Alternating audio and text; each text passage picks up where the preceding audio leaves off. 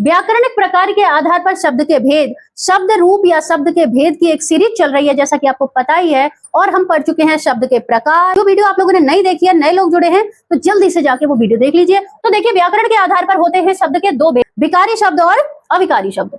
आगे इन्हीं को विस्तार से देखेंगे। तो सबसे पहले विकारी शब्द को लेते हैं। देखिए, विकारी शब्द होते हैं चार प्रकार के: संज्ञा, सर्वनाम, क्रिया, विशेषण। संज्ञा, सर्वनाम, क्रिया, विशेषण, इनमें विकार उत्पन्न हो सकता है लिंग, वचन और काल के आधार पर। जैसे संज्ञा ले लेते हैं, पुस्तक और चिड़िया। तो पुस्तक का पुस्तकें, पुस्तकों आदि शब्द में परिवर्तन हो जाता है। वैसे चिड़िया, चिड़ियों, चिड़ियाएं, तो इस तरह से चिड़िया का भी परिवर्तन संभव है। सर्वनाम में क्या होगा? जो संज्ञा के स्थान पर प्रयोग किए जाते हैं वो सर्वनाम होते हैं। तो मैं का तुम हो मैं का हम हो जाएगा, हम सब हो जाएगा।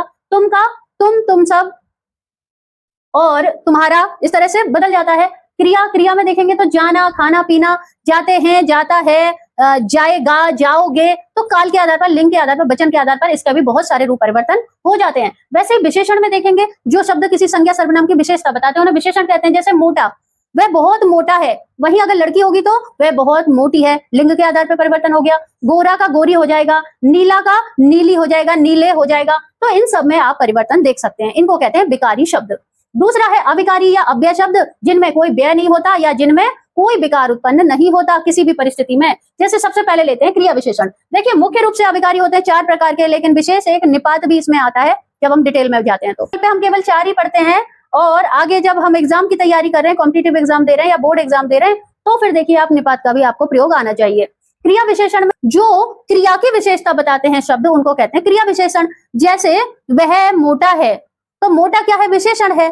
लेकिन एक और आता है प्रविशेषण।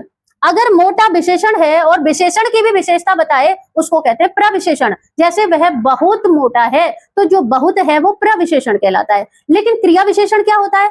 वह दौड़ती है, दौड़ना क्या है? क्रिया है।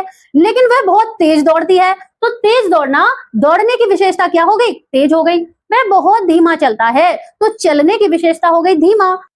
ठीक है, तो तेज दौड़ता है, धीमा चलता है, ये हो गए आपके क्रिया विशेषण। संबंध बोधक, संबंध में क्या है कि जो शब्द दो शब्दों का या दो वाक्यों का संबंध बनाते हैं।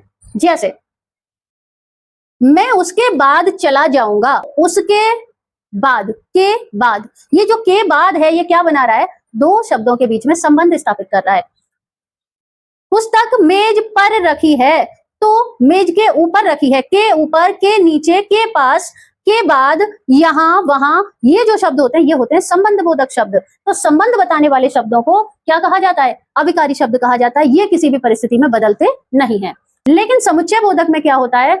मैं और सीता बाजार गए, मैं और सीता बाजार गए, तो मेरे और सीता के बीच में जो एक जॉइंट हो रहा है, सीता और मुझे जो जोड़ने का काम कर रहा है शब्द, वो है और। ये कनेक्टर की तरह काम कर, फ्लाईओवर का काम कर रहे हैं, एक पुल का काम कर रहे हैं, करता है। लेकिन ये दो प्रकार के होते हैं समुच्चय बोधक। एक तो होता है और तथा व, ये तीनों एक ही सेंस में यूज होते हैं। इंग्लिश का एंड, इंग्लिश में एंड जो शब्द है वो हिंदी में और तथा व तीनों का काम कर देता है। वही क्योंकि, मैं वहां गया क्योंकि वहां रीता भी आने वाली थी। मैंने खाना खाया क्योंकि मुझे भूख लग रही थी। तो यहाँ दो वाक्यों का कनेक्शन हो रहा है, यहाँ दो शब्दों का नहीं हो रहा। यहाँ दो वाक्यों के बीच में एक फ्लाईओवर या पुल का काम जो करता है वो ये शब्द करते हैं समुच्चय बोधक शब्द। तो ये भी क्या है? अविकारी शब्द होते हैं और इनमें भी परिवर्तन नहीं किया जा सकता। वहीं विस्मयादि बोधक क्या होते हैं? विस्मयादि बोधक में हाय, रे, हे राम, वाह। देखो, जिन शब्दों को सुन के हमें एकदम हमारी फीलिंग पता चलती है, जिन शब्दों से हमारी फीलिंग्स का पता चलता है, जैसे सुख, दुख, गुस्सा, आक्रोश, ये सब जो भावनाएं, हमारे भाव प्रकट होते हैं, उन शब्दों को कहते हैं हम विस्मयादि बोधक। इनकी पहचान क्या होती है? इसके आगे ये वाला चिन्ह होगा संबंध बोधक का, ठीक है, संबोधन का, सॉरी, संबोधन का जो चिन्ह है ये होगा विस्मयादि बोधक शब्दों के सामने। जैसे हाय राम, उसके संग तो बहुत बुरा हुआ, वाह मजा आ गया। तो ये शब्द जो होते हैं ये होते हैं विस्मयादि बोधक, और इनसे हमारे भाव पता चलते हैं। इनमें अविकारी होते हैं, इनमें कोई परिवर्तन नहीं होता। अच्छा, एक लास्ट है निपात। निपात क्या होता है ये समझने वाली चीज है। देखो, छोटे छोटे शब्द होते हैं जैसे ही, भी, केवल, तक, सिर्फ। ये शब्द कैसे होते हैं? जो शब्द किसी वाक्य में एक विशेष प्रकार का बल भर देते हैं वो होते हैं निपात शब्द। जैसे एक भी बच्चा स्कूल नहीं जाएगा, केवल तुम ही वहां जाओगे और कोई नहीं जाएगा। तुम्हें दूध पीना चाहिए ताकि तुम्हारा शरीर बलिष्ठ हो सके। तो ये तक, सिर्फ, भी, केवल, ही, भी, ताकि, ये सब ताकि नहीं है, तक है।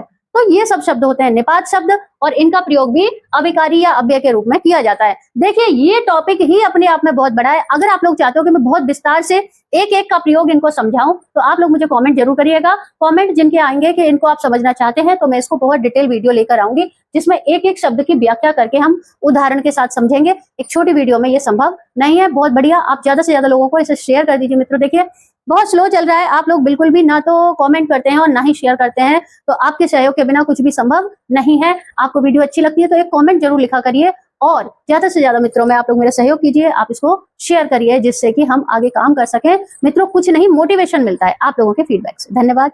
जय श्री कृष्ण।